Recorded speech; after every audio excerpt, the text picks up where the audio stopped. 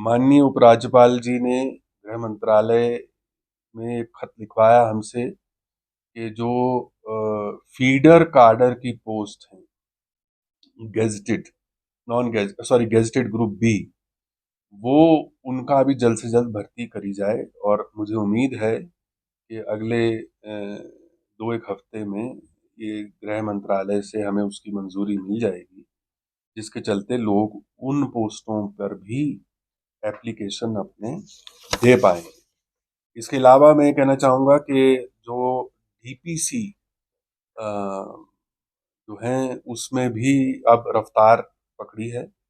बहुत से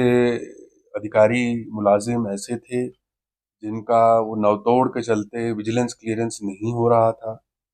वो बाधा हमने हटा दी और उसके हटाने से अब तमाम डिपार्टमेंट्स में डीपीसी करने में भी एक गति पकड़ी है। तो वो भी एक अच्छी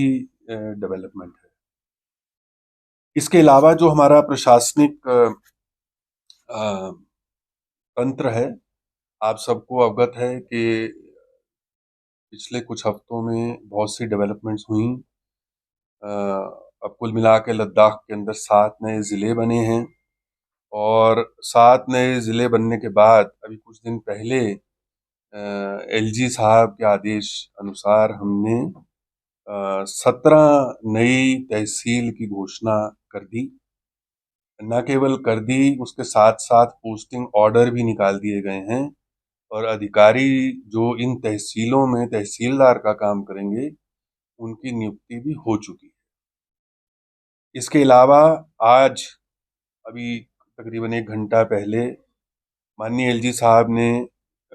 आदेश किया, जिसके चलते पीएचई और इरिगेशन फ्लड कंट्रोल के 4 नए डिवीजन बनाए गए हैं और पीडब्ल्यूडी के 7 नए डिवीजन बनाए गए हैं, जिसके अंदर 5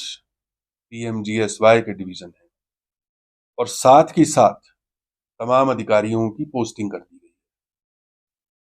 तो अब आज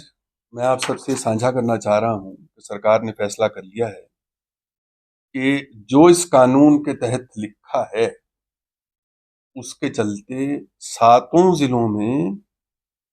एलएचडीसी का गठन किया जाए। एलएचडीसी एक्ट के अंदर जो छोटी मोटी तरमीम की आवश्यकता है, और जाहिर सी बात है प्रक्रिया पूरी करने के लिए बहुत से कदम उठाने पड़ेंगे, डिलिमिटेशन होगी कॉन्स्टिट्यूएंसीज की, ये सब होगा। तो लेकिन ये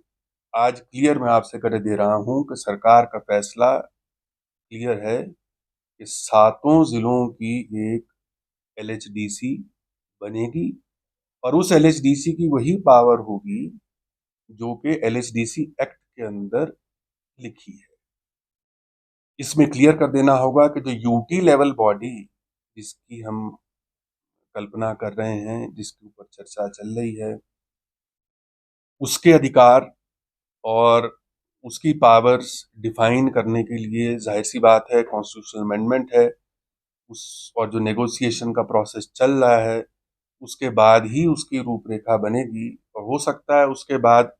कुछ पावर्स की रीबैलेंसिंग भी हो, एलएसडीसी की पावर क्या है और यूटी लेवल बॉडी की पावर क्या है। लेकिन बुनियादी तौर पे जो डेमोक्रेटिक डिसेंट्रलाइजेशन जिसको हम कहते हैं, उसके लिए ये आज एक बड़ा फैसला मैं आपके साथ साझा कर रहा हूँ। तो मोटी बात ये हुई कि आप देखेंगे पिछले कुछ हफ्तों में जो डिसेंट्रलाइजेशन, क्योंकि इतनी बड़ी टेरिटरी है, 60,000 स्क्वायर किलोमीटर का इसका क्षेत्रफल है, और उस 60,000 क्षेत्र के क्षेत्रफल में प्रशासनिक और डेमोक्रेटिक इंस्टीट्यूशंस को सुदृढ़ करने के लिए जो भी कदम उठाने होंगे, उसके लिए केंद्र सरकार प्रतिबद्ध है। और यूटी प्रशासन में माननीय उपराज्यपाल महोदय ने हमें क्लियर निर्देश दिए हैं कि डिसेंट्रलाइजेशन ऑफ एडमिनिस्ट्रेशन, ताकि गांव में जो बैठा इंसान, दूर दराज के इलाकों में बैठे इंसान जिनकी आवाज लेह तक या करगिल तक नहीं पहुंच पाती थी, उसको उसकी समस्याओं को हल करने के लिए जो बन पाएगा प्रशासन से वो हमें करना है। इसके अलावा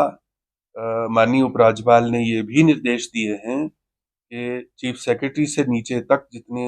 सेक्रेटरीज हैं वो इन इलाकों का, नए ज़िलों का, सबका दौरा करेंगे रेगुलरली,